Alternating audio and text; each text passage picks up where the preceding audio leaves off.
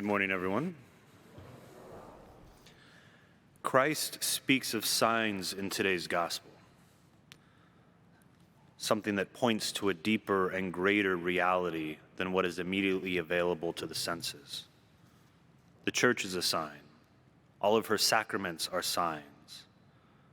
And this is even readily apparent in all of our theology. But what else might we find that points to a greater reality than what we can perceive with our senses? Are there things around us, perhaps, that even point to God as the greatest reality? Maybe not as proof, but as a sign pointing to him. There are three things that immediately jump to mind: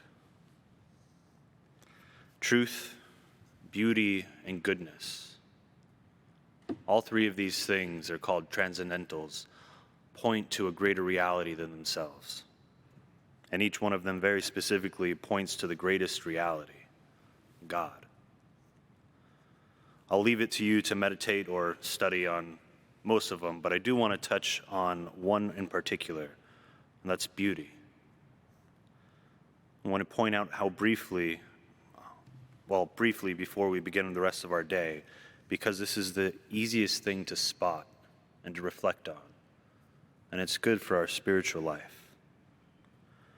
When we look out on a sunrise or sunset, when we stop and very literally smell the flowers,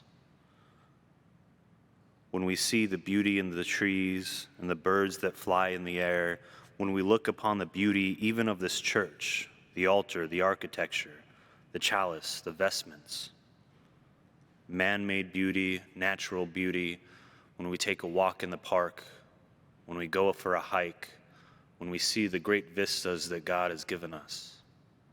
There's beauty there, and each one points to a greater reality. Everything that we have around us points to God. But it's on us to perceive it, to pay attention enough to be able to understand what it is these creatures are telling us. Because they too shout from the mountaintops that God is real and he is with us. My brothers and sisters, these are the signs that God gives us each and every day. We have to be mindful of them.